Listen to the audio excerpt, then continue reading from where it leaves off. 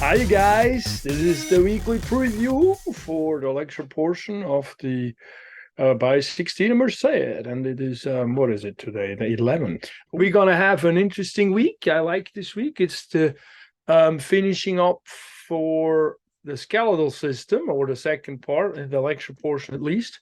Second week for skeletal systems. So we did the skull, facial muscles. Looks good. I'm grading them.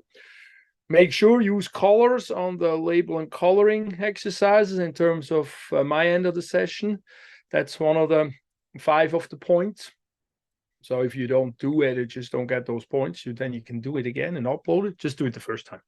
Makes it easier. But this week we're going to talk about the trunk part of the skeletal system, the vertebral column, the rib cage. I think you already started in the lab with that. We'll get into the lecture with that. And then we get into also the arms and the legs. That's the appendages, the appendicular skeletal system. Followed by a couple of questions. Again, by now you know how that sort of works. And then also we have labeling and coloring exercises. And some of those also have a few questions associated with them. So then that's just the third part in terms of the rubric, if you look in the rubric. Just do all of those things. Massage those terms into your brain. You gotta, the biggest part of this process is to slow it down, I think. Slow it down and spend some time with the terms, get mnemonics, get associations going, and then, and in lab, work with the lab material, the models are really helpful. Talk to each other about the different terms, the models. How do you remember them to each other? So that all helps you then get it more into that brain cell stuff up here. And on the online version, we just do the coloring, the labeling for us. But especially in the bones and in the muscles, please, we can do a study session if you like. I'm having no problem with that. I love that stuff. That's what I do professionally, other profession. So this is where you can maybe, if you're interested in, you can pick my brain a little bit from the clinical end of things, and it integrates stuff too as well that way. I do have actually some videos that integrates it in the classroom. Maybe you like those. Reach out to me if you're interested in those. They're just sort of, especially as we get to the muscles, it's a bit more clinical. Maybe if you go to PT or movement therapy, those might be interesting. I think they're like 40, 50 minutes a piece, and there's just a few of them. Anyway, then also these next few weeks, we're going to have some health kits. Well, first of all, we finish up the integration here, upload the scorecard. Actually, that was already for some of you do last week, but we'll just finish that up here. I want you to do reassess, go back to the first week, reassess your 7 points, the posture, etc. How you doing with that? Give yourself, don't look at the first score, just do the second one independently and then compare and see if you changed anything with these sort of health challenge things that we did. And then we got a little, of course I like that part of the discussion because I want to participate in that too. I like to know a little bit how it was for you, what you learned, what you found annoying, what you're not going to do again, what you took away from, what benefits, and talk to each other a little bit. And maybe there is a few tips back and forth, but it's sort of how we close out sort of all the health kits, where we do the health kit assignments or assignment, and then we close it out with a discussion where we talk to each other about it. And then we have a few coming up doing the bones and the muscles. The first of them is an ergonomic evaluation. So you evaluate your workstation. How are you in your workstation? I did this for the Peralta district when the pandemic started. They asked me to do this, and so I figured it's probably good information to have anyway. So go a little bit through an evaluation. You look at your workstation, and then we end up with having some tips.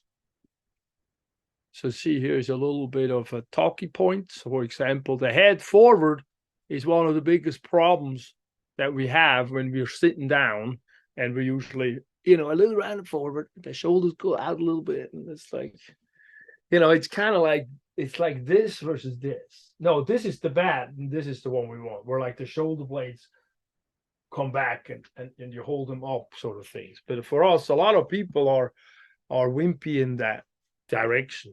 actually. You could probably make that practically a universal statement, because we do sit more than we used to. But if we're farmers, we have other ailments that come. So it's not like we just, it's always good to balance it. So I try to actually have a standing workstation part of the time, which is just I don't have a desk where I stand. I make it myself, and I feel like it. And but that means the more awareness you have about what's going on, the easier you can create different positions, and you're doing the right thing, or you don't get stiff in one way or so. Anyway, the biomechanics, we talk a little bit. Biomechanics of sitting, all that stuff. Some of this is now repetitiveness comes on. You hear these a few times. This is a very important and interesting sort of picture, the one that I talked to you. The back muscles are often weak. And so as we get to the muscles, you can refer back to this and get a little bit more information out of it, or integration out of it. Then we got some tips for sitting proper. And so then this is where I want you to evaluate yourself and see how are you doing it and what are you doing. Look, evaluate your workstation. See, here we go. I got a few prompts for that. And then afterwards, we have some things that go. I often give this to my medical doctor lady patient who is a functional MD with Stanford up here. And she's the one I talk to most right now in the medical field. And she says, the majority that comes in is neck and back pain. And so I'm like, well, let me, teach you a few, or give you some ideas about it. And I give her those things. I have it in a hand brochure that I can print out, because you have a few tricks of the trade, and this is where it's at for the most part. When you ask orthopedics, when you have this round and forward shoulder thing, this is really the Brucker position, they call this, is really one of the main stretches to do. And then a few side stretches are good. I bring a few in here. And I want you to just take a couple and do a couple for a week and see, hey, this is going to do anything for me or not. But that way, at least we try it out. And this gives me a format to, have you try it out, play with me a little bit. And then I'm also here if you have questions that want to talk about it, or have concerns, or want to know more about it. We can talk offline. That's no problem with that. Just shoot me a text.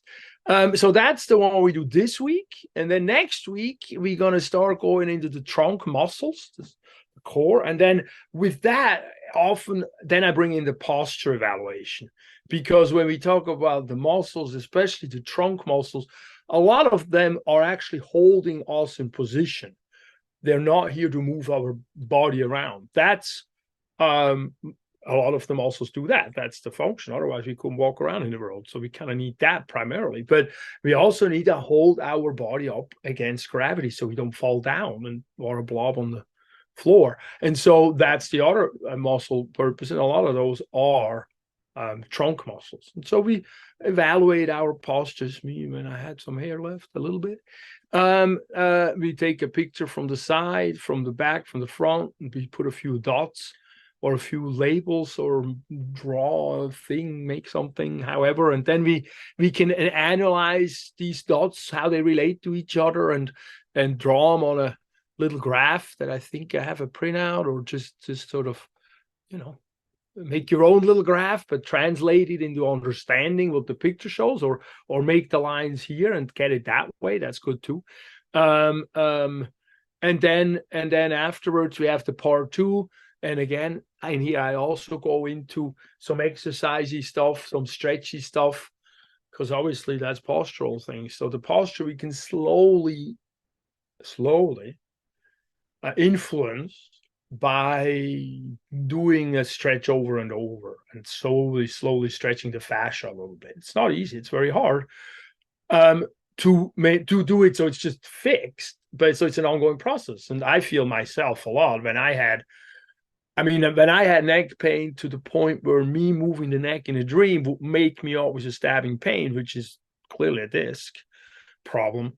And I'm like, don't touch my neck. It's so painful. If anybody would move it wrong, I would feel like I need to grab them and just, I don't know what to do.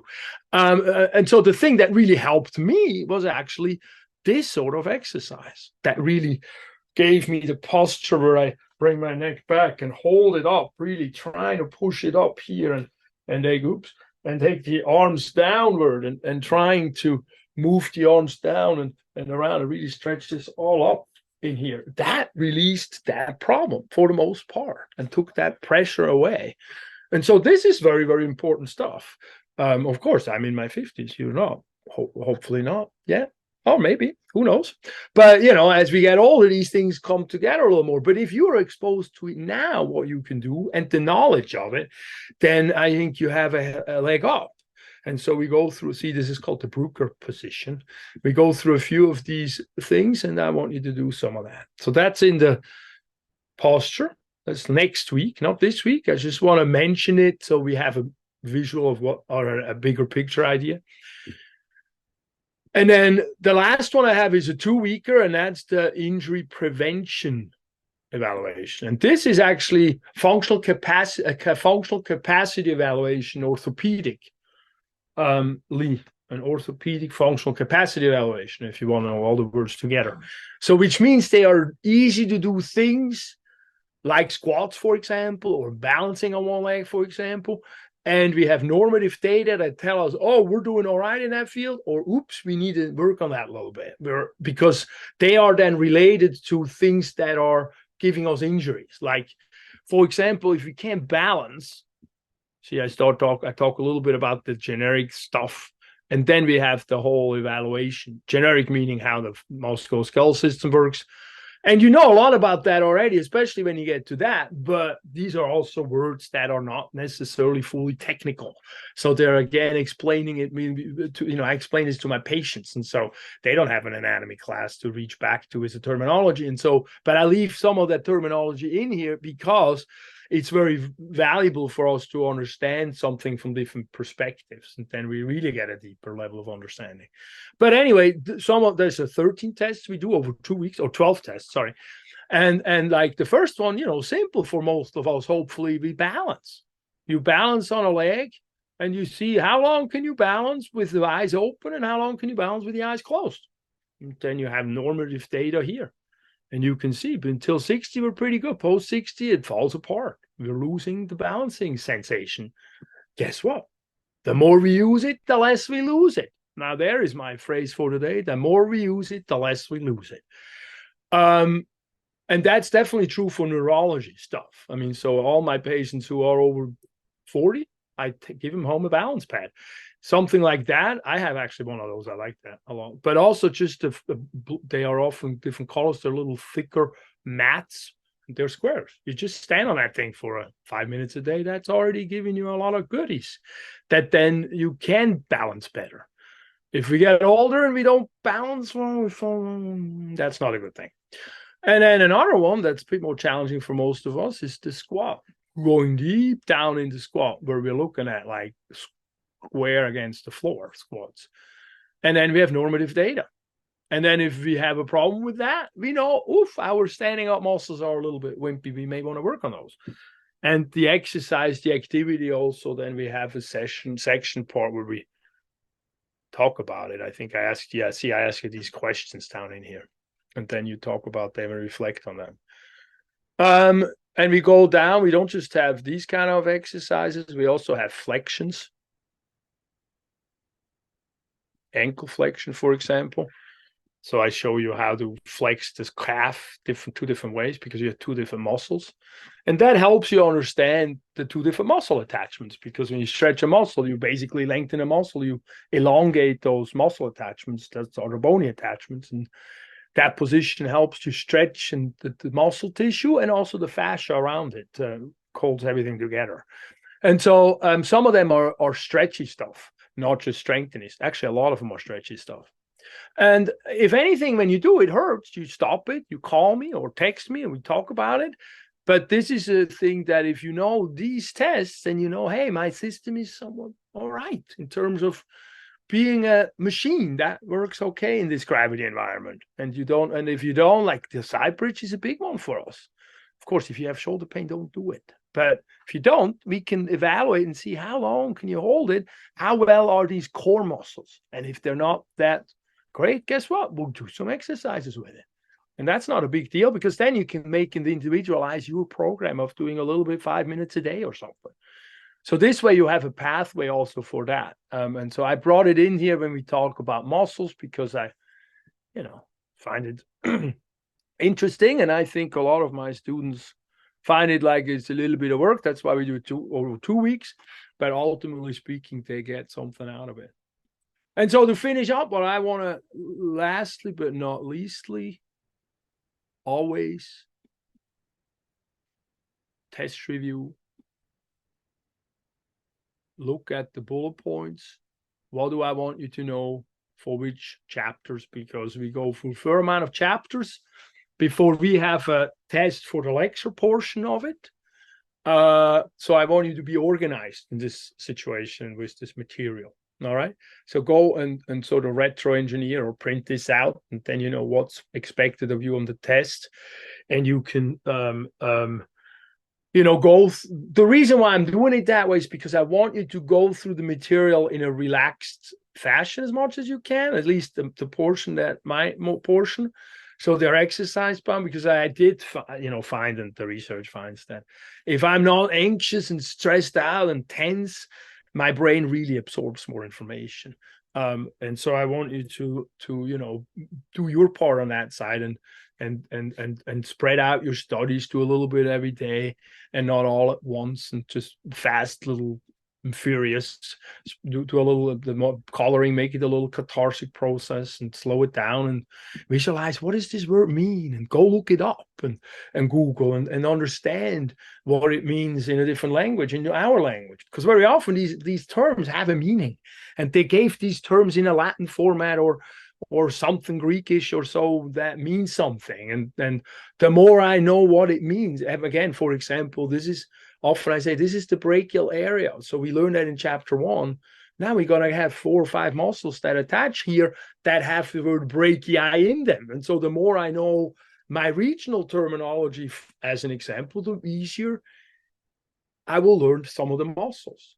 The more I know things that, for example, stand for the word whole, like foramen is a good one, canal or so. The more I know these definitions, sort of, the more I can recognize what is what, and I can build a web of terms and knowledges that is then easier to reach back to when I read. Let's say, you read a pathology report later on, or a textbook, and by then we want to have some of the terms in your system, that not everything you read is new, because that's when it really gets harder, or at least that's my experience. And so, the more you put into this kind of class, the more you get out of it at the other end. I think with that, I can leave it. And if you have any questions, text me. I'm here for you guys. It's wonderful to work with you all. Take care and have a good week. Bye-bye.